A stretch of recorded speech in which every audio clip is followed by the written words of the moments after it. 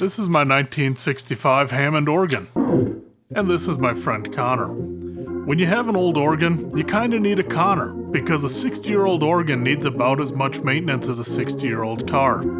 This organ spent several years, maybe decades, in somebody's basement before I ended up with it, and I've only done the bare minimum to get it running. Unfortunately, it's eating itself now. In the mid-60s, Hammond decided to do a few things to cut down on cost of manufacturing, and one of the key ones that they did was change over from using felt to keep dust out of the key contacts to this sticky foam. The problem is, after 50 years, that foam is chemically degrading, and what it will do is eat away at these tiny little resistance wires that connect the tones from the terminal strip to the actual key switch contacts. The other thing that's wrong with this one is the chorus and vibrato switch seems to move nice and freely, but actually I'm just spinning the knob. It's seized. The problem with both of these jobs is they're buried about as deep down in the organ as you could possibly have to go. Both of the manuals, keyboard in an organ is called a manual for some reason. I've never looked up why. I guess because you manually play them?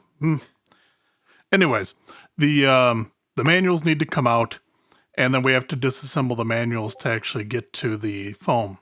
It'd be easier if Hammond organs weren't designed in the 30s and used things like quick disconnects on the 120 or so solder connections that need to be disconnected to get the manuals out.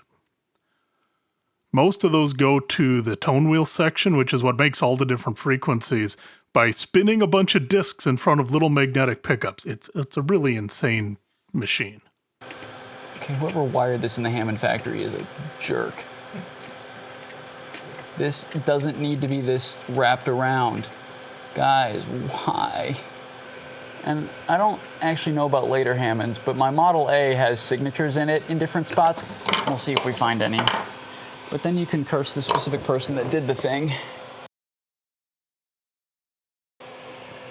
Screw you. All right, so we've removed the pedal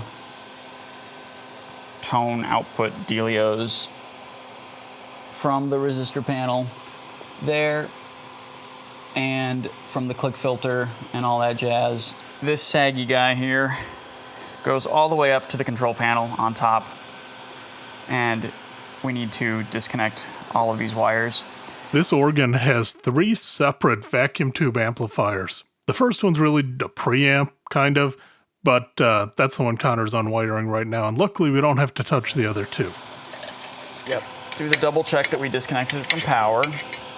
I was over here trying to get to these stupid vibrato scanner, the vibrato scanner wiring harness, and cursing myself, realizing, oh wait, I can take this panel off and get in there way easier. So it is just 4 screws.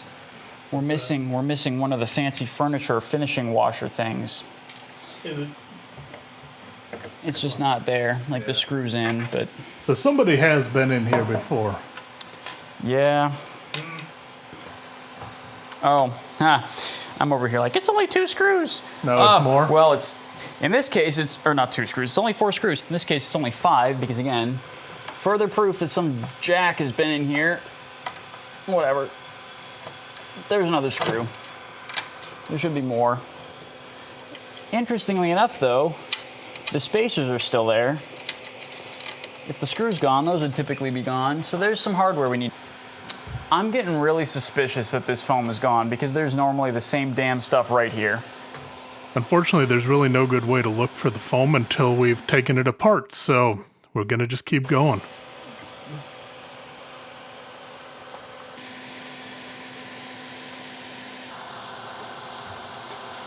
This is like the one part where the fan's actually doing something. Look, Mom, I'm limiting my LED exposure.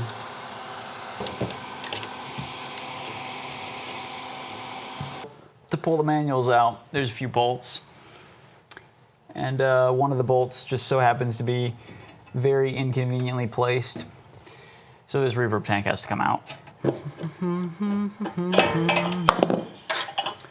The best part about bringing one of these things home is listening to this splash around in the back of the car. Crusty. I'm actually surprised we haven't found anything worse yet, since this was living in a basement, so I'll take this as a positive sign. There we go. One out.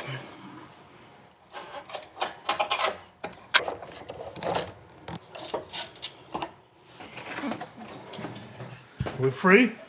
We are free. Now, if this was an older model that had wax paper capacitors everywhere, this is a perfect opportunity to go and recap the tone wheel generator. But it's actually quite clean. Well, okay, I spoke too soon. It's pretty clean in here. There's some signs of wet. Another thing that I'm noticing is someone at some point messed around with the vibrato scanner. This is a little piece of spring steel that's typically kind of pressed in here to hold this little sponge felt thing and oil wicks down, and it was laying right here. Another thing that I'm noticing right now that I'm going to fix while we're here is this little eye bolt and nut that hold the spring for the tone wheel generator so it can float. We're missing, and I thought the spring had just disappeared, but it was right here. And then I just knocked it under the tone wheel generator. Ow. There's a bunch of sharp metal around and wood bits. There it is. This is surprisingly heavy. Reattaching this is actually kind of a bear without pliers, but because I don't value my fingers, I'm gonna just try it. Actually, no.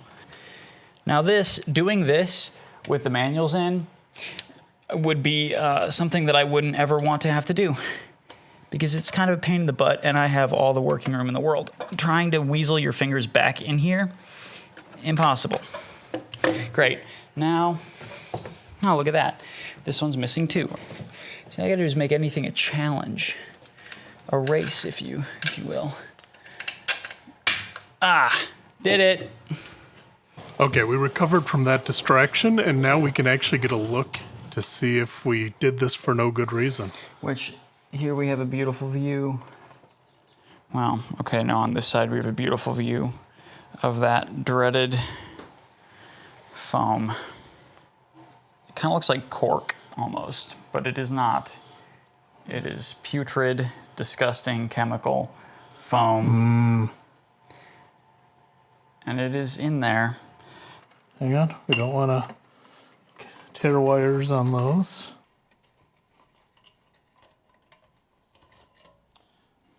The camera does not do this stuff justice.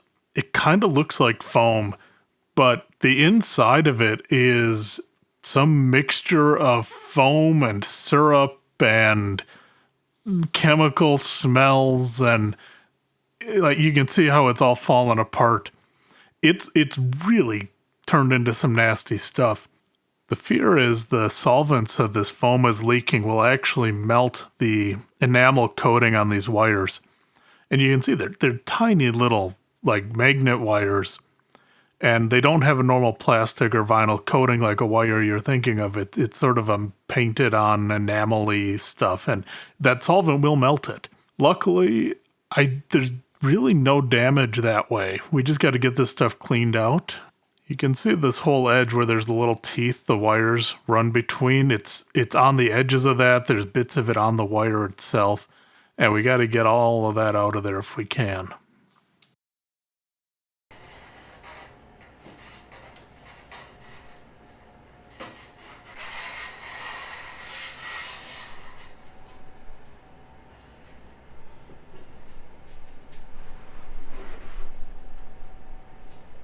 I was particularly concerned about this blob of foam that was right at one of the contacts, and I think it'd been there for a while. I don't think we knocked it in there, but yeah, it took a little bit of cleaning.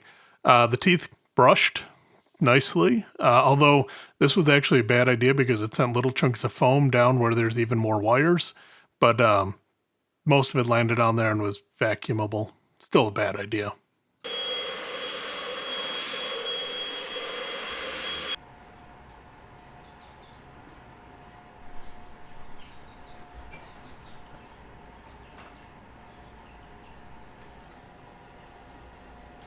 Right away.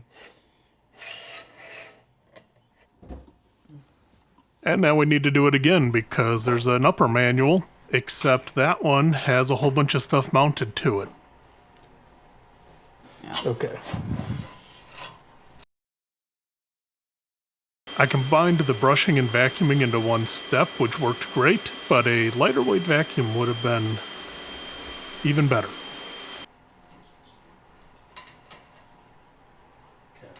Now we can do the vibrato control that's seized up, which I guess wouldn't have been that big a deal, because we could have got to this, I think, without pulling the whole manuals, but it's easier when it's out.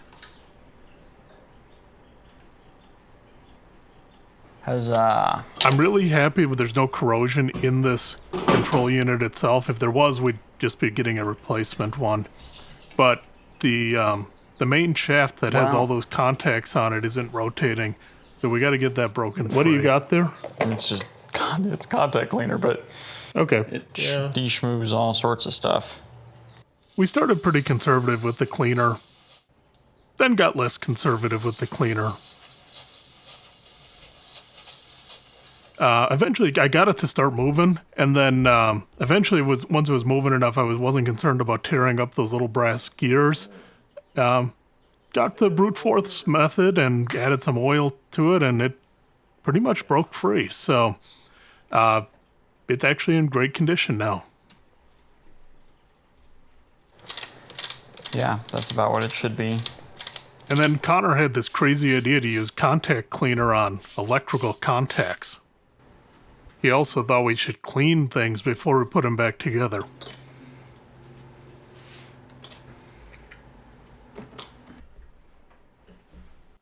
This is also when we remembered that there was another problem, which is that one of the keys, an F sharp, didn't work correctly. So we need to clean the bus bars. All right. It's probably a penny or something. Are we gonna find it, or is it in a horrible place now? Each of the manuals has 9 bus bars, and I really have no idea what I'm doing here. I'm just doing what Connor told me. But they come out the ends of the manual like this, and you can see them down in this hole. There's a little plastic retainer, but then that's the end of the bus bars, those little square bars. And you pull each one out, and they're the full length of the keyboard, so they're about 4 feet long. And this is incredibly sketchy feeling. But then you get it out, and each of the bus bars has a tiny little palladium wire spot welded onto it. And that's what the keys actually make contact with. After polishing and lubricating, you got to put these things back down in there, which is somehow even more sketchy than taking them out. They've got a little like cone tip ground on the end, but sometimes they hang up on things and you're sort of wiggling them, and some of them you got to try and straighten out to make them go down in there. It's not something you should do if you don't have somebody who knows what they're doing.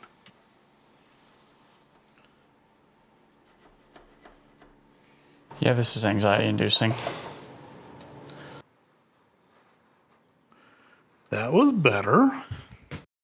Of the 18-tone bars, there were really only 2 that were really unsettling. Of course, it had to be the first and the last. There were a couple more that needed a little bit of a persuasion, but most of them were just fine. Hey, look at all the money we're making. Connor thought his Memorial Day plans were more important than helping me finish this, and then I procrastinated a couple of days, so I promptly forgot everything we'd done. Unfortunately, what's left is the reassembling 120 wires that need to go to the right places. There's also this box of mystery parts, because every project needs a box of mystery parts.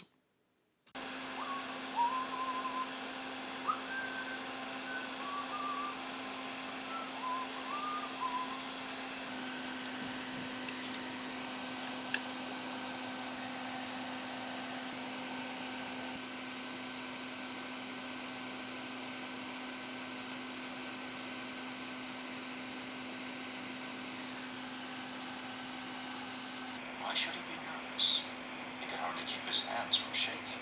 I'm pretty sure I got this right, because the bundles have the wires wrapped so they come out clearly in an order, and it's pretty hard to screw up.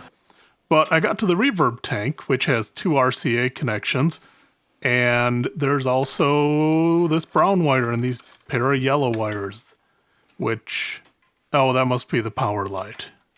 Yep. But that, where does that guy go? He'd reach here. Yeah, it goes there, but only to soldering iron. So don't let me forget to do that.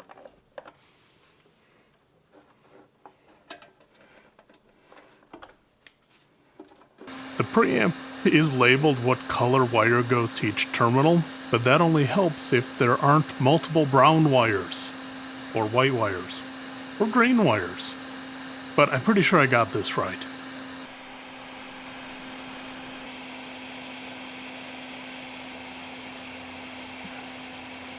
Yeah, I was thinking the preamp didn't have enough wires to it, and then I found this guy, which I guess all goes to the preamp. And it'd be there really seems like there should be something to hold these here. I found this in the mystery parts bin, so I guess that's where it went.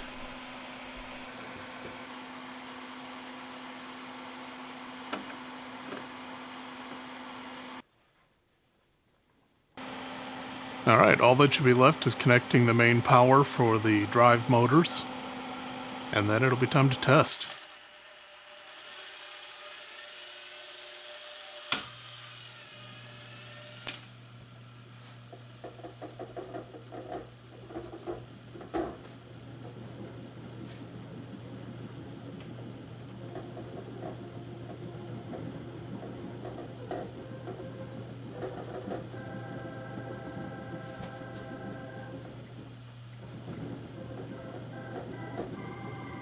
Alright, something's not right here because it's really quiet and only one of the manuals is working. And, okay, it turns out you need to connect the ground wire from both manuals, and you didn't remind me to resolder this brown wire, which I guess is really important. Guess what? I'm back. It's another day, and it's dark out. But stuff's fixed, and new things are broken. Oh, the joy of vintage musical instruments. Notes are back. All of the tones are present. The particular F sharp that was giving us trouble is there.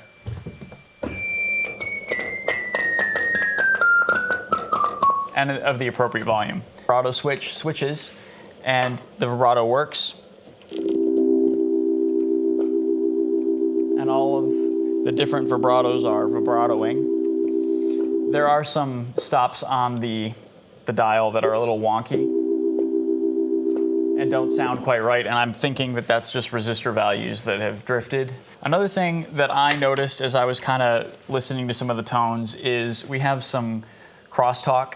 In the Hammond world, it's referred to as generator leakage. In this case, it's super inconsistent. We have some tones that are just, I'm gonna turn the vibrato off, just super clean. And then you have tones farther up where you can really hear that the rest of the generator kind of talking in the background. It's a neat sound if it's consistent and something you like, but it's really bad up here. Also, another problem that is intermittent, but you can hear right now, it's rumbly. More diagnosing, but in the meantime, again, this is a really good sounding organ. And now there's no foam.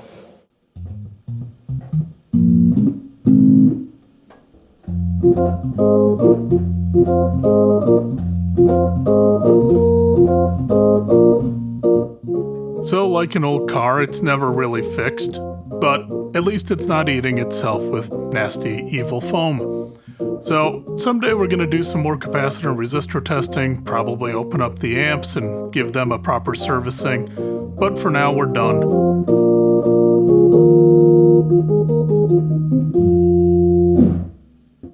Do you have an organ in southeast Wisconsin that needs a Connor? His info's in the description. Reach out to him. If you want to see a part 2 to this where we dig into the amps, maybe the tone wheel, general capacitor and resistor testing, like and subscribe, comment, and maybe I'll actually do that. In the meantime, here's a couple of videos I've done that have nothing to do with organs. Maybe you'll like them. Check them out.